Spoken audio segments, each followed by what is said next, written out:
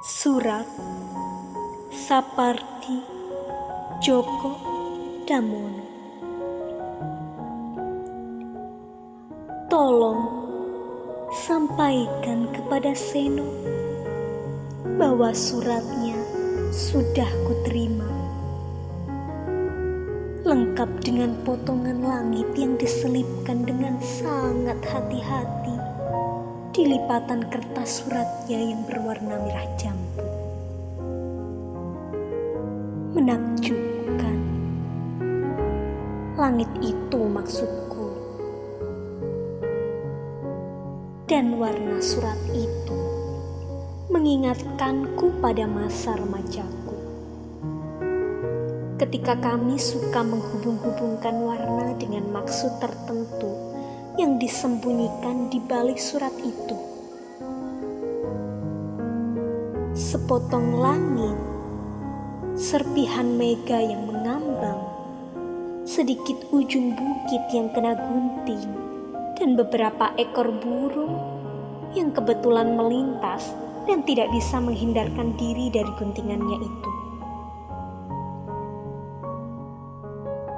Sambil terus melihat lembaran potongan langit itu, aku melongok ke jendela dan kusaksikan sungguh-sungguh bahwa langit yang di luar sana masih tetap seperti biasa, utuh, lengkap dengan awan putihnya, sempurna dengan warna kebiruannya, dan sesekali dilintasi juga oleh beberapa ekor burung, entah apa namanya. Aku hampir tidak bisa membayangkan apa yang terjadi dengan langitnya setelah sebagian digunting untuk diselipkan ke dalam surat yang dikirimkannya kepadaku ini. Aku membayangkan rasa sakit yang tak ada batasnya yang telah menimpa langit itu. Sementara sebagian pesonanya diambil hanya untuk menyiratkan cintanya padaku. Aku masih perawan, namun sering mendengarkan dari ibu betapa sakitnya ketika melahirkanku.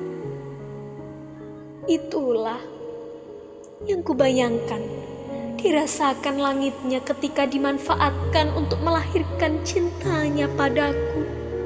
Katakan padanya, apa begitu perlu menggunting seserpih langit itu? Kalau sekedar untuk membujuk, katakanlah. Memaksa seorang gadis seperti aku ini agar yakin bahwa cintanya seperti langit itu. Langitnya pasti menderita. Tidak seperti langit di sini yang utuh dan entah sampai kapan tak ada habis-habisnya memandang dengan penuh kebahagiaan segala tindakan kita. Tolong tanyakan padanya, apakah langit itu merintih dan mengeluarkan darah ketika diguntingnya? Apakah langit itu kejang-kejang karena menahan sakit yang tak ada batasnya? Apakah langit itu mengeras, menahan air mata? Aku tidak berani membayangkan penderitaannya. Tolong sampaikan kepada Seno bahwa aku sudah menghayati cintanya. Tanpa potongan langit itu pun sudah. Hanya saja aku perlu menghancurkan serpihan langitnya itu agar tidak memburu bayanganku tentangnya. Tapi apakah itu sopan? Apakah itu tidak berarti mengkhianati cintanya padaku? Aku bingung. Tapi bagaimanapun, aku harus segera membakarnya bersama suratnya yang berwarna merah jambu itu. Aku tidak tahan lagi membayangkan rasa sakit langit itu Malam ini, ku bawa surat dan gambar itu ke pekarangan sebelah. Tak ada seorang pun saksi.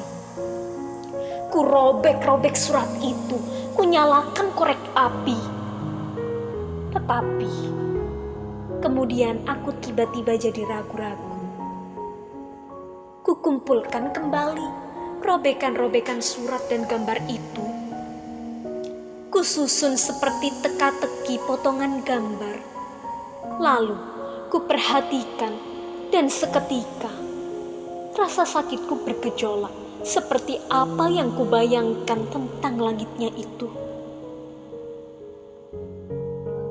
Aku harus tabah.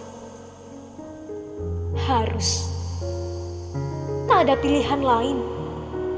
Harus membakar surat itu agar langitnya yang indah itu kembali seperti sedia kala. Maka ku nyalakan korek api itu lagi. Nyala apinya seperti biang lala, merah, oranye, kuning, biru, hijau, indigo, violet. Tidak melengkung, tetapi membumbung ke atas. Tetapi, tiba-tiba saja aku merasa telah menjadi pengkhianat, telah memusnahkan cinta, keindahan, harapan, dan masa depan.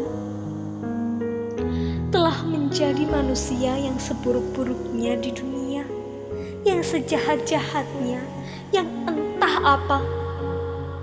Aku tiba-tiba berharap agar dari asap itu muncul bayangannya. Bagaikan burung punik yang dengan perkasa melesat dari kobaran api. Aku satukan jari-jari tanganku, ku tengadahkan kepalaku, ku tatap tajam langitku yang dulu itu juga, yang tidak pernah mengkhianati harapanku. Tetapi api itu tetap membumbung semakin mirip biang lala, dan aku terus menunggu. Sampaikan kepada Seno bahwa aku akan terus menunggu kobaran itu sampai diriku menjelma asap, menyatu dengan biang lala itu, membumbung ke langit yang setia, yang tidak pernah meninggalkanku.